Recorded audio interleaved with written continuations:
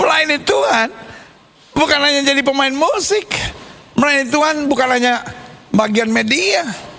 Bukan hanya jadi awesome kids trainer. Bukan hanya jadi pengerja saja. Melayani Tuhan artinya dimanapun kita berada, kita memperkenalkan Kristus. Lewat sikap kita, lewat sifat kita, lewat keberadaan kita. Alkitab bilang supaya orang melihat perbuatanmu yang baik dan memuliakan Bapa di surga. Asal hati kita, I want to serve God. Saya mau melayani Tuhan, saya mau lewat hidup saya orang mengalami dan merasakan kasih Tuhan. Haleluya, klik. Saya simpulkan, pelayanan itu berat. Pelayanan itu berat. Kenapa Tuhan mempersiapkan Roh Kudus? Kenapa Tuhan memberikan kuasa? Kenapa Tuhan perintahkan malaikat untuk jaga kita? Kenapa Dia berikan firman buat kita untuk ngatur segala-galanya? Karena Tuhan mengerti bahwa melayani itu berat. Ya udah, kalau melayani Tuhan berat, saya nggak mau, justru itu.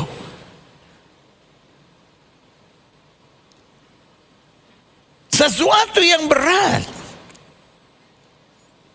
itu menyenangkan buat orang-orang dewasa. Ya kan? Kalau kita udah dewasa, masa kita masih main ular tangga?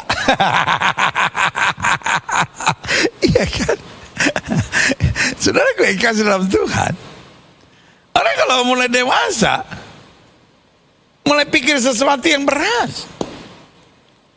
Karena yang berat itu yang asik. Karena memberikan dorongan buat kita. Orang sekarang bilang adrenalinnya terpacu. Wah, ya kan. Jadi God is serious with us. Tuhan itu serius dengan kita. Betul ada masanya Dia berkata, mari kamu yang letih lesu dan berbeban berat, aku akan beri kelegaan kepadamu. Tapi pada masa lain Dia berkata, pergi, jadikan sekalian bangsa muridku. Berarti sebagai hamba Allah saya mau bilang, kenapa ada banyak orang cuma senang menjadi jemaat biasa? Kenapa ada banyak orang menolak pelayanan? Jawaban saya sederhana, sekali lagi karena pelayanan itu berat. Tapi Alkitab bilang jeripayamu dalam Tuhan tidak sia-sia. Jangan selalu pikir pelayanan itu berat, lalu Tuhan, aduh kesian juga. No. Karena Alkitab bilang orang yang menabur dengan air mata akan menuai dengan sorak-sorai, berikan tepuk tangan yang meriah buat Tuhan. Pelayanan itu berat. Kenapa berat? Yang pertama ada tanggung jawab. Orang yang melayani harus punya visi. Dia bukan punya cita-cita, tapi dia harus punya visi. Apa yang Tuhan mau, apa yang harus dia kerjakan. Harus ada tanggung jawab. Karena itu para pelayan Tuhan harus merendahkan diri. Orang-orang sombong gak akan bisa melayani Tuhan dengan betul. Karena orang-orang sombong hanya mikirkan haknya dan tidak mikirkan tanggung jawabnya. Orang yang masih punya sifat kekanak-kanakan tidak tertarik untuk melayani Tuhan. Kan dia merasa, aduh, saya masih banyak kekurangan, saya masih banyak kelemahan, saya masih butuh ini, butuh itu. Saudaraku yang kasih dalam Tuhan, orang yang mau melayani adalah orang yang sudah beres sama dirinya.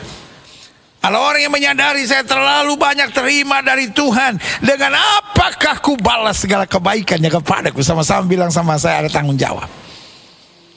Yang kedua, kenapa saya bilang pelayanan itu berat?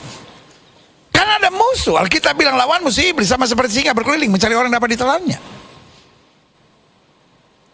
Setan gak peduli saudara bertobat sejauh saudara masih jatuh bangun dalam dosa. Tapi kalau saudara mulai hidup suci, saudara mulai hidup benar, lalu bukan hanya hidup suci dan hidup benar, lalu kemudian terbakar untuk melayani Tuhan, terbakar untuk membalas cinta Tuhan, terbakar untuk berbuat sesuatu buat Tuhan. Wah, setan mulai buat perhitungan. Setan bilang, aduh, mantan gue. Mantan gue kok sekarang pakai nyerang-nyerang gue, gemes gue. Dan saudara gue dalam Tuhan, ada musuh. Untuk itu Alkitab bilang roh di dalam kita lebih besar dari roh yang dalam dunia ini. Jadi itu sebabnya pelayan-pelayan Tuhan, orang-orang yang punya hati untuk melayani Tuhan, yang pertama dia harus menyadari kasih Tuhan. Yang kedua dia harus melekat pada Tuhan. Yang ketiga dia harus ikuti aturan Tuhan. Dan yang keempat, dia harus menyadari roh di dalam dia lebih besar dari roh yang ada dalam dunia ini. Karena pada dasarnya pelayanan itu berat. Yang pertama ada tanggung jawab, dan yang kedua ada musuh. Selanjutnya saya pelajari. Karena itu orang yang masuk pelayanan, Alkitab memberi kriterianya. Yang pertama, bukan orang yang baru bertobat. Jadi orang yang baru bertobat bukan gak boleh terlibat di dalam gereja, tapi orang yang baru bertobat, dia harus mendewasakan hatinya terlebih dahulu, membereskan mentalnya terlebih dahulu, melepaskan ikatan-ikatan dosanya terlebih dahulu. Kenapa? Coba lihat anak-anak Skewa. Iya kan? Hidupnya masih belum benar.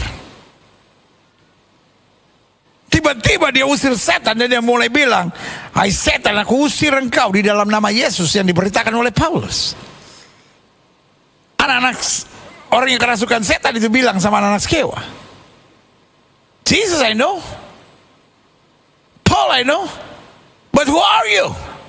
Yesus aku kenal, Paulus aku kenal, tapi siapa kamu? Dikejar. Orang ini sampai lari tak berpakaian. Jadi saudaraku yang kasih dalam Tuhan, anak-anak Tuhan yang pertama harus bertumbuh. Yang kedua, anak-anak Tuhan harus meninggalkan sifat kekanak-kanakannya. Dan yang ketiga, anak-anak Tuhan harus makin dewasa. Dan yang keempat, anak-anak Tuhan harus dilatih. Makanya Alkitab bilang, latihlah dirimu beribadah.